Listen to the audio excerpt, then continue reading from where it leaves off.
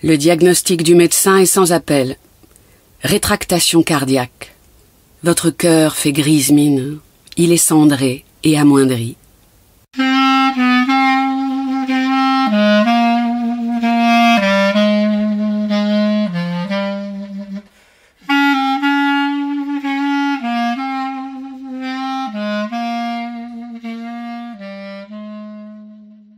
La revue Rue Saint-Ambroise et l'association Rue du Conservatoire vous proposent Corazón Ceniciente de Françoise Cohen.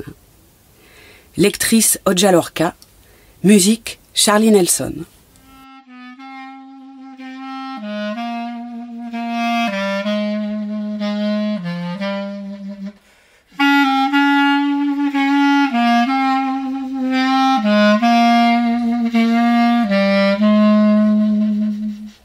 En te réveillant, tu la reconnais, cette sensation familière et désagréable. Comme si le plafond était plus bas que de coutume. Comme si l'air autour de toi était plus dense. Comme si tout ton corps pesait plus lourd. Comme si... Enfin, une chose est sûre, la journée sera difficile. Tu commenceras par l'épreuve du miroir. Une mine fripée qu'il faudra reconnaître comme tienne. Pas le choix. Et l'eau de bleuet sur les paupières n'améliorera guère la situation. Très vite, tes pressentiments se confirmeront. La voiture refusera de démarrer et bien entendu, tu arriveras en retard chez le médecin. Tout cela répond à un schéma cohérent et implacable que tu acceptes sans le comprendre. Un genre de loi de Murphy, cette histoire de tartines beurrées tombant systématiquement du mauvais côté. Le taxi fonce à toute allure sur l'Avenida Libertador. Il se faufile entre voitures et autobus en prenant tous les risques, au mépris du frein et de ta peur croissante. Mon Dieu, protégez-moi. Tu as beau te raisonner. À Buenos Aires, ils conduisent tous comme ça. Il n'y a pas à s'inquiéter. Tu as beau respirer profondément pour te détendre. La peur, cette chose visqueuse et répugnante, colle à ton corps. Tes mains humides s'agrippent au siège. Deuxième feu brûlé, un pincement au cœur. Suivant une technique éprouvée, mais insuffisante aujourd'hui, tu regardes de côté. Penser à autre chose. Se détacher du présent, pas facile. Maintenant, le chauffeur use du klaxon comme d'une sirène pour avertir du passage de son bolide, autre habitude argentine. Tu devrais lui dire d'aller moins vite. Crier que tu es malade. Tu devrais oser. Señor. Une violente secousse te rejette sur le dossier, feu rouge. Tu reconnais l'Avenida Alvear et la splendeur des boutiques de luxe rutilantes sous le soleil. Un vendeur de couteaux s'approche de vous. D'où vient-il? Tu ne l'as pas vu se faufiler entre les voitures. Le soleil le fait cligner des yeux, tandis que les lames de couteau lancent des éclairs. La grimace du vendeur, son aspect misérable, ses couteaux en feu te projettent dans un scénario catastrophe. Le vendeur se jetant sur toi avec rage et te tranchant la gorge avant que tu n'aies pu résister. Le sang coulant à flots. Feu vert. Tu as fermé les yeux, épuisé par l'émotion. Pourquoi souffrir tant? La peur a bondi comme un diable de sa boîte, et te voilà à sa merci, moite et affaiblie. Mais que se passe-t-il? Le chauffeur s'est tourné vers toi et te dévisage avec stupeur et agacement. Tu remarques alors que vous êtes arrivé. Dans la salle d'attente du médecin où s'ennuient 3 personnes, tu essaies de gravir les échelons qui mènent de l'état de bête traquée à celui d'être serein. Tu as oublié la couleur du jacaranda, le parfum d'Assahar, la fleur d'oranger. Tu te réfugies derrière un magazine composé pour l'essentiel de photos de femmes en maillot de bain, au corps désespérément parfait, au sourire factice et arrogant. Ces créatures te narguent, toi et tes kilos en trop, tes ongles rongés et tes allures de collégienne attardée. Elles, les reines de la séduction, du plaisir, du bonheur peut-être.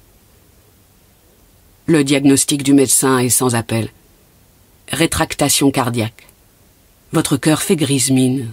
Il est cendré et amoindri. Tu trouves que ce n'est pas un vocabulaire très médical. Après un temps d'arrêt, il demande « Êtes-vous heureuse ?» Tu ne sais pas quoi répondre. Des raisons de vous sentir triste dernièrement? Face à tes balbutiements, il semble perdre patience et prescrit des séances de thérapie holistique, en omettant de t'expliquer de quoi il s'agit. La consultation est terminée. Tu aurais dû lui parler des émotions violentes qui t'épuisent quotidiennement, de cette anticipation anxieuse qui te fait redouter le pire à chaque instant, de tes mains ruisselantes d'émoi, de tes peurs imaginaires. Tu ne lui as parlé de rien. À quoi servait donc ce médecin? Tu fais toujours de même, tu préfères ne rien dire et t'effacer. Passer inaperçu et te faire oublier. Mais crois-tu donc que la mort t'oubliera? Sait-on jamais? On peut toujours essayer. Dehors, un ciel bas. Dans la chaleur estivale, l'air vient à manquer. Tu ressembles à un piéton qui, sans le savoir, aurait le corps entièrement immergé dans l'eau et ferait des efforts inouïs pour avancer plus vite. Ainsi, à grand-peine, tu marches le long de la calle Ayacucho en songeant aux paroles du médecin. Tu as tourné, machinalement, calle Vicente Lopez, et tu longes à présent les murs du cimetière de la Recoleta. Tout est tranquille. Là, au moins, pas de surprise. Les morts ne t'effraient pas. Heureuse? Malheureuse? Qui sait? Est-ce donc si important? Ta vie est opaque, ton avenir aussi. Des journées pleines d'obligations tracent les unes après les autres un chemin maussade aux contours incertains.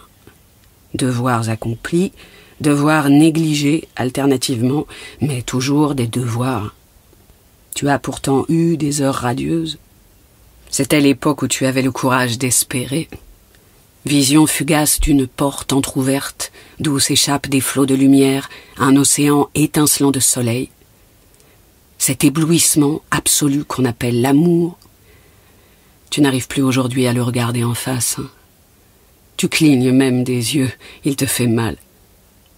Combien de temps te faudra-t-il encore pour l'oublier? Un corazón ceniciente. Voilà ce qu'a dit le docteur dans cette langue espagnole que tu aimes tant. Un cœur cendré, un cœur amoindri.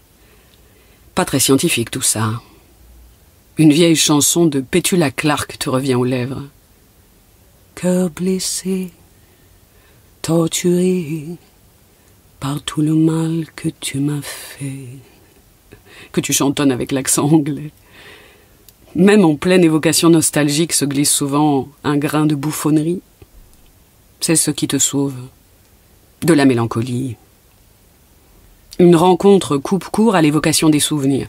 « Francesca, quelle bonne surprise !» crie de loin ton amie Anna, un sourire charmeur sur les lèvres. « Oui, vraiment, c'est amusant, dis-tu, soulagée, en l'embrassant. »« Quoi de neuf ? Nous préparons les vacances, et vous, nous, pas encore. Où partez-vous cette année ?» La conversation continue sur ce ton. Ensuite, Anna te propose de te raccompagner en voiture. Le retour en taxi t'est ainsi épargné. Chemin faisant, sur l'Avenida Libertador, vitres baissées et cheveux au vent, vous parlez des enfants, des maris, de son chien, de ton jardin. Tu te sens délesté de l'obligation de réfléchir. C'est si facile de rester à la surface des choses, en état d'apesanteur. C'est si reposant de ne plus penser.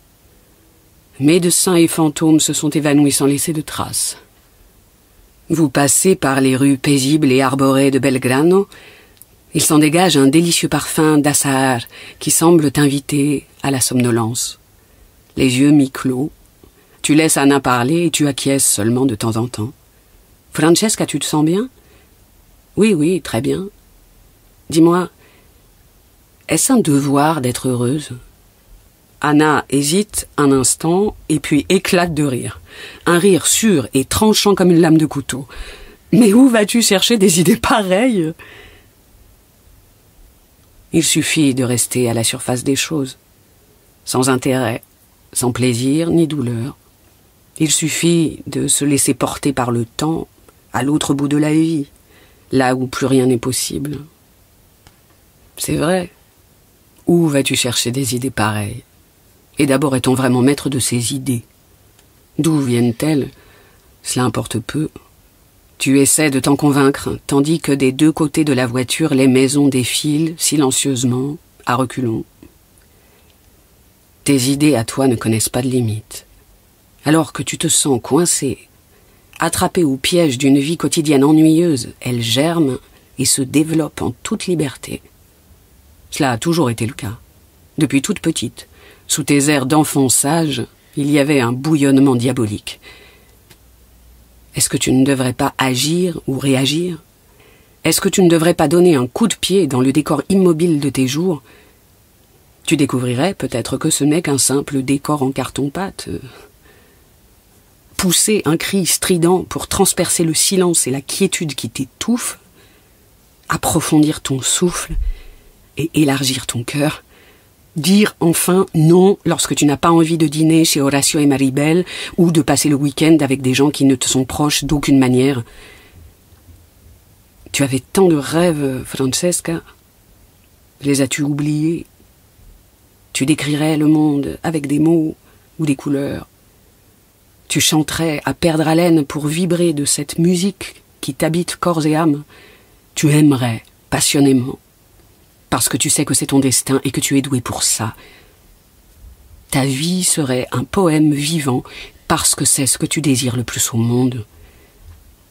Est-ce que ce n'est pas à toi que tu dois tout cela? La vie passe, Francesca, la vie passe et cela importe. Let the sun shine in. Encore une mélodie d'autrefois. Resteras-tu au pays de la lassitude et de la peur? Ce dialogue intérieur, tu le connais bien. Il t'obsède, mais tu refuses de traiter maintenant ces questions existentielles. Plus tard, lorsque ce sera le bon moment, tu as bien droit à une trêve, tout éphémère soit-elle. Paresse ou déni, lâcheté ou désespoir, qui sait. Le parfum d'Assahar t'enivre, l'air est si léger. Alors, vitres baissées, cheveux au vent, cœur cendré ou pas, tu arraches à l'après-midi naissante 1 heure, juste 1 heure d'insouciance.